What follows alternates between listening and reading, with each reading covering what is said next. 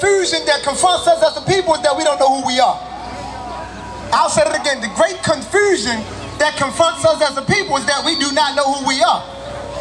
And in order for us to find out who we are, we must do the work of studying. Oftentimes, we feel like we don't have time to study. But we need to study, we need to uncover and discover that which our ancestors laid down for us, which is designed to map out our destiny as a people. What is African culture? African culture is that which sustains the universe. Everything in existence emanates from African culture. How does the African behave? The African way is a communal way. The African way is a communal way. Individualism is not African at all. I know a lot of us buy into the individualist concept, but that's not African. Individualism destroys us. The ego, as we know, growing up in these streets in the United States of America, living amongst these people for as long as we have lived amongst these people, have destroyed our way, our concept of selfhood and peoplehood. We have bought into their ideas of family. The nuclear family is not the African way, it's not Africa at all. The African family includes the Creator, it includes Oludumare, it includes Ptah, it includes Ma'at. How can you have an African family devoid of Ma'at? Balance and harmony, justice, order, peace. How can you have such a family? This is the African way.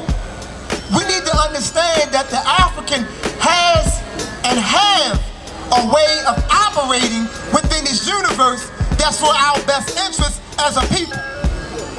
We cannot allow Europeans to universalize their way, to make us believe that we must behave as they behave and interact with the universe as they do.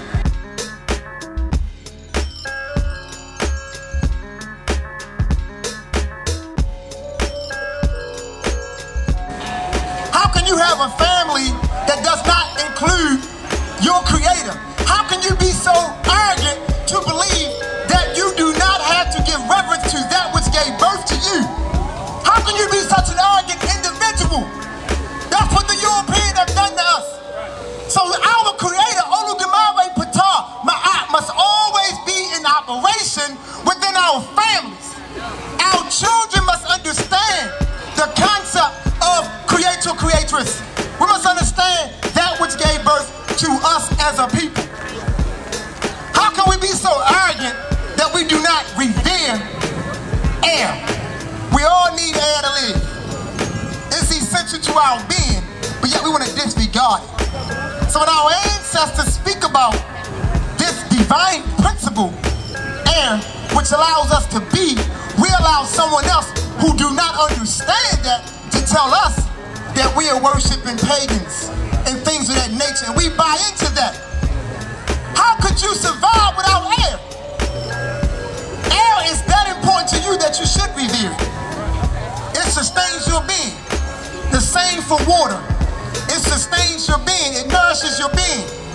We have allowed these Europeans to ingrain in us this individual arrogance that they have for nature, because they are not in tune with nature. It's not in them. The African culture is a spiritual culture. What I mean by spiritual? I mean this here. Very simple. Spirituality is a perpetual practice of attunement with nature. Cut and dry. If you can attune yourself with nature and perpetually perform as such, you are in tune with everything around you. That's spirituality. Simplicity. I'm not going to make it all complicated, because that's our problem. And it's not religion. This is not an attack against religion, but spirituality is not religion. Religion is an institution that should be designed to cultivate spirituality. But spirituality doesn't necessarily come by through religion. See, religion came after spirituality. Religion came with the Greeks. We predate them by thousands of years. We was practicing spirituality before they was even in existence. We need to understand that. First and foremost, if we are to progress as a people in this struggle, we need African spirituality. Cut and dry.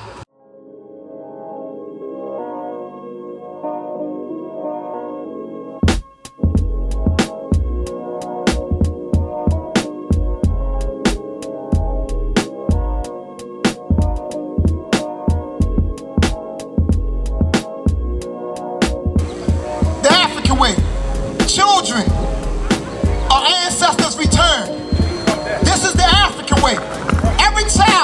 that come to us is an ancestor coming back to us.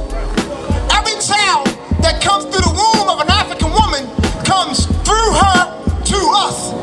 That's the African way. Biology, in the African sense, does not take precedence over the child coming to the community. The mother and the father who bears the child does not bear the sole responsibility of rearing the child in the African world. Every adult female is a mother, and every adult male is a father. That's why in the African world, there's no such thing as a single parent home. Only in the European world do you find that. Only in the European world do you find it. That's not our way. And we gotta stop saying it, a single parent home. Anytime you got a strong African man out here doing battle, that's a father. If you got a young boy and it's not a man in there, you identify with them brothers that's doing the work in the community and make them do what they're supposed to do. Be the father to that child. That's all our responsibility. That's the African way. That's African culture. That's what we're talking about. Doing it the right way. We gotta get off this biology junk. You know, that's what kills us. That's what makes our children so selfish. That biology junk. That's why they do not respect adults now. Because we don't raise them the right way. We put all the emphasis on the biological parents that brought them to the world. So they don't have no regard for no other adult. Because we ain't doing it the right way. That's why they the way they are. We are failing our children. We are failing our children the way in which we are interacting with our own children. Because we don't know who we are. We don't know our culture. So therefore we can't properly transmit the culture to the children so the children can evolve to the divine beings they are destined to be.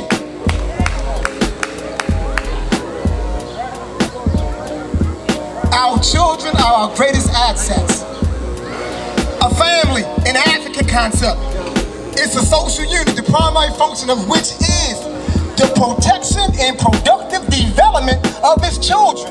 If the children are not protected and productively developed, then the family does not perpetuate its existence.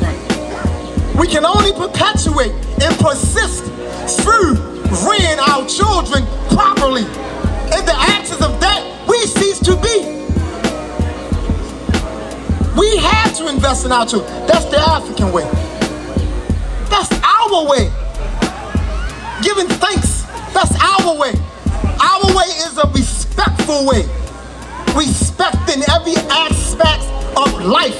Because in our essence, we are life.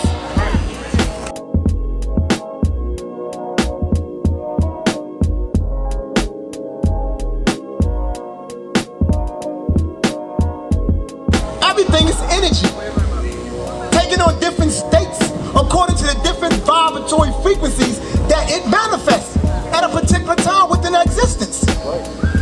So everything is energy, and it's our duty to be in tune with that energy. That's the African way. Rhythm is the African way. The blue note is the African way. What is the blue note? It's the vibratory frequency that runs through our being that aligns us with everything in existence. That's the African way. Not being disconnected from everything around us. That's what this is about. Reclaiming African culture. That's what we need to be about. If we're going to get out of this mess, culture is the key. Culture defines your entire existence. Culture makes you who you are. Culture gives you what? It gives you your worldview. It gives you your norms. It gives you your concepts, your ideas. It's the culture. But when I take and dislocate you from your culture, but in turn superimpose this strange social arrangement on top of you, because I don't call what they got a culture. This is some type of social arrangement that they have. But when you buy so much into this social arrangement, you begin to behave and act other than what you are by nature. You begin to call your women bees.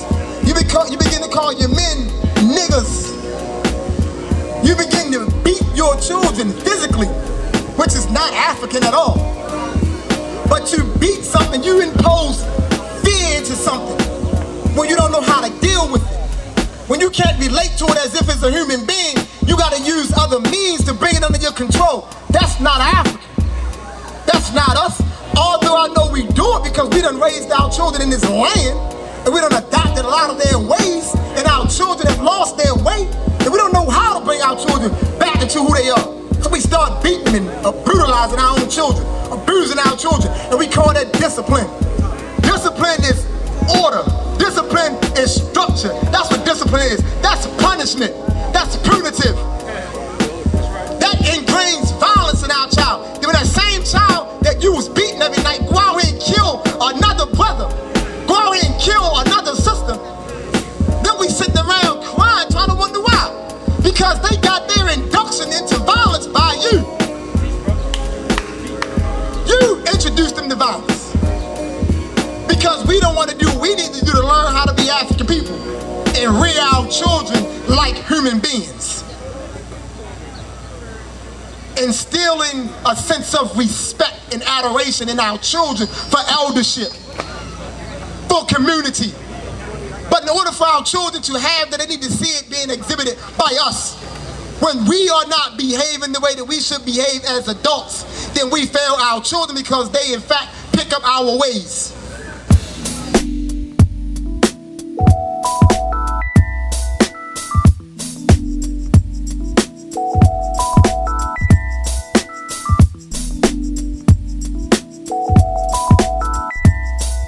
Culture protects the people. Culture teaches you what you should and should not do. Culture informs you as to what's edible and what's not edible.